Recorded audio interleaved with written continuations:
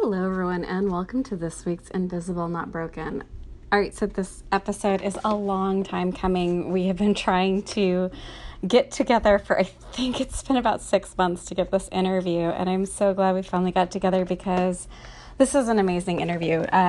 We might not have seen eye to eye on everything, but what an amazing person she is. And we are talking about epilepsy, and it is a disorder I have to say I don't know a whole lot about, at least not until I had a talk with Emily. And I was so impressed with her, and I am just amazed at everything that she has to think through in a day, because the interview started with her talking about how this doesn't affect her daily life. But as we talked more and more, I'm just amazed at how much she's adapted her life to keep herself safe. So here are some of the things we covered.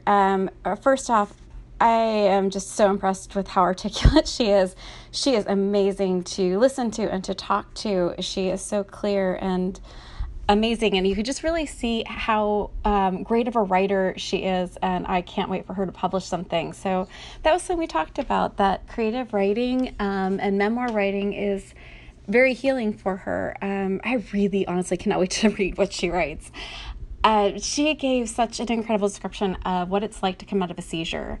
We talked about the vulnerability of seizures, the secret power of invisible disability. She really turned what I felt was a negative into a positive. So that was fascinating. We discussed dating and epilepsy, and there's a lot here, even if you don't have epilepsy.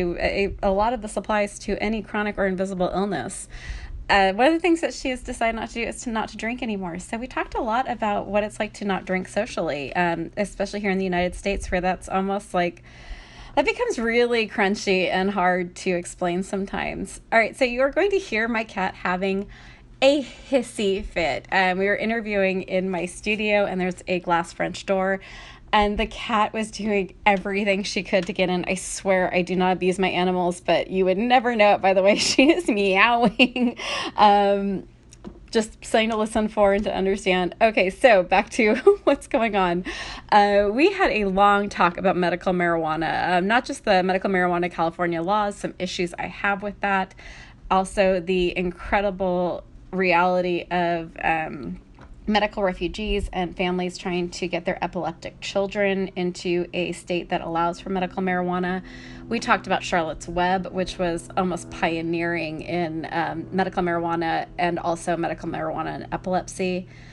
We talked a lot about the financial realities of those of us who are on disability. So if you know anyone who has strong opinions about those of us who collect disability, but maybe they don't understand the realities, this is a good episode to share with someone who just maybe might want to have a different perspective of what actually happens when you are on disability and what the financial realities of that are.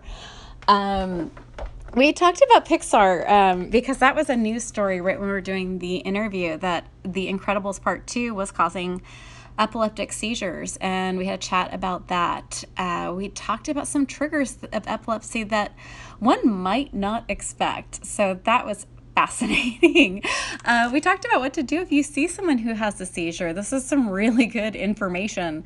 Talked about service dogs and epilepsy, what the world could do to help keep people with epilepsy safe, and did not mean to necessarily call out Pyology, but hey, Pyology, if anyone who works there is listening, your bulbs are actually a real threat to people who have migraines or epilepsy. It's just a thing for you guys to all think about. She has some really cool rose-colored glasses that are not just for fashion. These are incredibly helpful for her. Talked about MCT oil for epilepsy, a whole bunch about dieting stuff that actually, it's not about losing weight at all. It's just about the ketogenic diet, which I had no idea was developed for people with pediatric epilepsy. She does use the word paleo-ish, which is my new favorite word. Talked about Wheat Belly book, different types of epilepsy. She explained absence seizure, which I'd never heard of. It gave an incredible description of exactly what a seizure feels like, and she got me to be speechless. We had a really intense, and I felt really good talk about the fear of death. I, of course, had to bring things back to RuPaul because it's me. And I did not talk much about politics this episode, so I was going to bring in drag queens.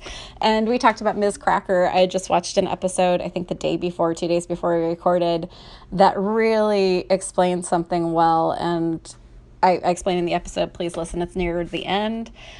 One of the things we talked about was vulnerability and privilege when you're coming out of disorienting things. We didn't necessarily agree with this or have the same life experiences, but I think it's really definitely worth a discussion about maybe EMTs and emergency doctors having more education on what different disabilities and chronic illnesses look like, because they can really mirror, like when I have a POTS attack, I can really mirror a drug issue, and that's not what's going on. So we did have a talk about that. Also, one of my favorite discussions about life decisions that you have to make and some things to think about with chronic illness, such as pregnancy, medications in pregnancy, health issues. There's a lot to unpack there. So definitely listen towards the end for that. She gave a great description of what it was like to get through the process of diagnosis. So if you can't tell, I adore Emily. We might not have agreed with everything together, but she is fantastic. And this is a really wonderful interview to listen to and share. Again, please share. We are just coming on our 1-year anniversary, and thank you so much to everyone who listens and shares and subscribes and says nice things about us on iTunes. I can't thank you enough. We just hit 10,000 subscribers in a month, so massive gratitude. Please continue to share us. I can't tell you how important that is and how much that means to Kiros and I when you guys say nice things to us. We read everything, and sometimes you guys have no idea how much a nice sentence means to us. I just realized I've been talking for 6 minutes. I'm going to stop so you can listen. Have a great week. See you next week, and yeah.